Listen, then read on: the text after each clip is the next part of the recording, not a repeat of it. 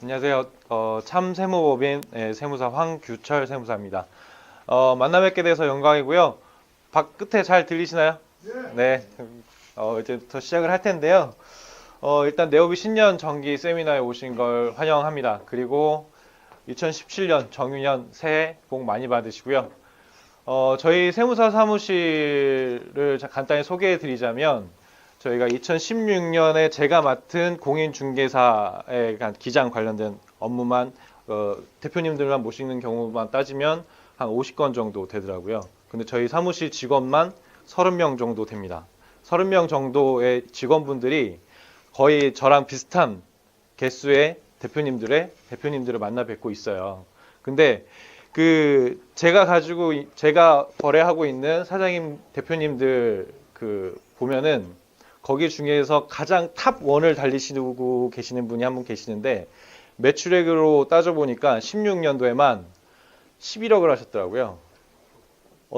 감이 오시나요? 11억이라는 숫자가? 저희 사무실에서도 탑 1이었습니다.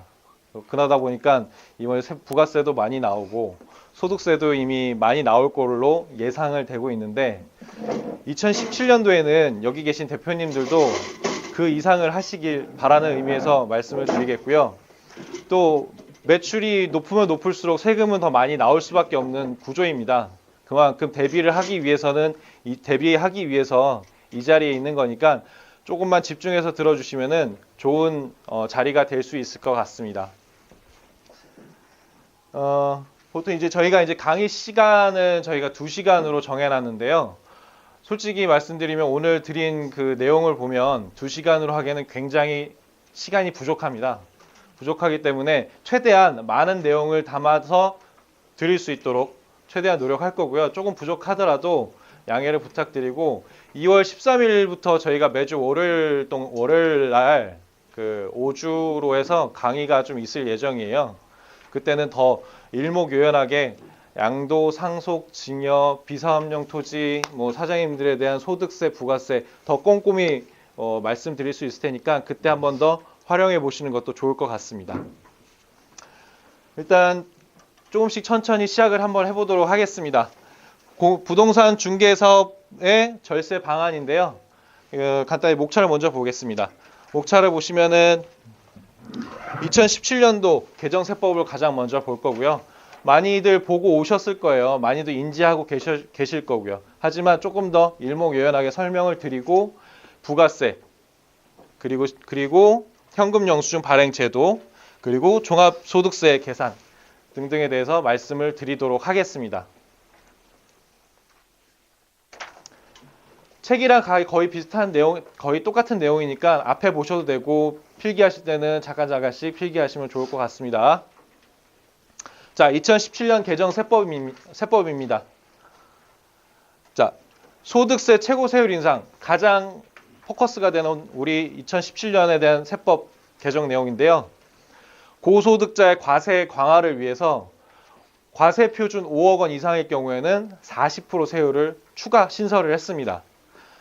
5억 원이라는 게 좀 와닿지 않으실 수도 있겠지만 보통 소득세 사장님 대표님들에 대한 소득세 계산을 할 때는 조금 괴리감이 있을 수도 있어요. 하지만 의뢰하시는 소비자분들은 양도소득세 신고를 해야 되잖아요.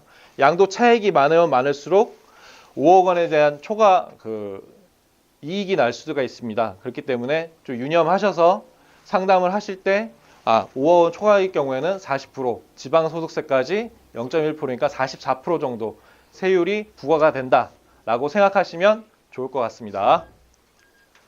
이거는 박근혜 정부가 세금을 더 많이 거두려고 하는 하나의 처사인 거죠. 간단히 말씀을 드리면 2017년 개정세법은 세금을 더 많이 걷겠다라는 취지가 좀 더 많습니다. 그래서 기존에 있던 거는 과세 연장을 하는 것도 있고 있지만 보통 바뀐 것들에 대해서는 세금을 더 많이 거치게 하겠다라는 좀 취지가 많이 담겨 있어요. 자, 다음 건 보시면은 비사업용 토지의 취득 시기 조정이라고 써 있습니다. 이거는 작년 2016년도까지만 해도 취득 시기를 그냥 기존에 우리가 취득했던 날로 보는 게 아니라 2016년 1월 1일 기산 시점으로 해서 장기보유 특별공제를 해주게 됐어요. 그러면 2000년에 취득한 사람도 2000년에 취득한 사람이 2016년에 양도를 할 경우에 10년 이상 보유했잖아요. 근데 10년 이상 보유한 사람들은 30% 장기보유 특별공제를 받을 수가 있었는데 받을 수 없게끔 해놨었습니다. 그렇게 됨으로 인해서 비사업용 토지에 대한 매매가 거의 절벽이 생겨버렸어요. 거의 저희 사무실에서도 비사업용에 대한 토지에 대한 양도세 신고가 거의 없었다고 보시면 될 것 같습니다. 그래서 이건 좀 문제가 있다 싶어서 기획재정부에서 당초에 토지 취득 시기를 기존에 취득했었을 때 2000년으로 본다는 거죠. 2000년으로 봄으로 인해서 2017년 이후의 양도분에 대해서는 장기보유 특별공제를 최대 30%까지는 해주겠다. 하지만 세율을 10% 업해서 세율 부과를 하겠다라는 취지에서 개정된 세법입니다. 그래서 좀 세금이 많이 비사업용 토지를 양도하신 분들은 세금이 좀 더 줄어들 걸로 예상이 되니까 한번 좀 유념해 보시는 게 좋을 것 같습니다. 자, 배우자 등 양도소득세 이월과세. 이거는 뭐냐면요. 이렇게 읽어만 보시기에는 조금 와닿지가 않은 부분들이 좀 있으실 것 같아서 그림을 그려서 말씀을 드리도록 할게요. 배우자나 직계존비속이 있습니다. 이걸 A라고 볼게요. A가 거주자 B한테 토지, 건물 등에 대해서 증여를 하게 돼요. 증여를 하다가 5년 이내에 제3자에게 양도를 하게 됩니다. 이럴 경우에는 세법이 바뀌기 전에 양도 가액은 B가 제3자한테 양도할 때 양도 가액이 됐었고요. 취득 가액은 5년 이내 양도했기 때문에 이거는 우회 증여라고 우회 증여했다고 볼 수밖에 없기 때문에 A의 취득 가액으로 봅니다. 봤었습니다. 그리고 취득 시기도 A가 취득했을 때 취득 시기가 됐었던 거예요. 물론 이때 취득가액 봄으로 인해서 취득 시기도 A가 취득할 때 봄으로 보니까 장기보유 특별공제도 그만큼 해주겠다는 의미였습니다. 그리고 증여세, 이때 당시 냈었던 증여세는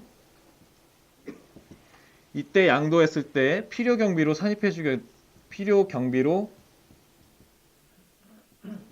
산입해주게 돼 있었어요. 하지만 이게 조금 바뀐 게 뭐냐면 여기 좀 읽어보시면 2017년부터는 이월과세를 적용한 양도세액이 미적용 양도세액보다 적은 경우 이월과세 적용을 배제한다. 만약에 이렇게 계산을 했는데 이렇게 양도한 것보다 적다라고 하면 이거 무시하겠다라는 거예요. 그럼 세금을 더 거치겠다라는 의미죠. 그렇기 때문에 조금 더 제도를 합리화하고자 하긴 하지만 세금을 더 걷겠다라는 취지로 볼 수가 있을 것 같습니다. 부담부 증여 양도세 신고기한 연장. 보통 부담부 증여라는 건 뭔가요? 거기에 이제 물건지에 대해서 대출이나 전세 보증금 있는 거를 떠안고 뭐 자녀 혹은 제3자 아니면 직계존비속에게 증여할 경우 그 전세 보증금 그 이외 차이만큼은 증여세로 보고요. 이 나머지 차이만큼은 양도세로 봤거든요.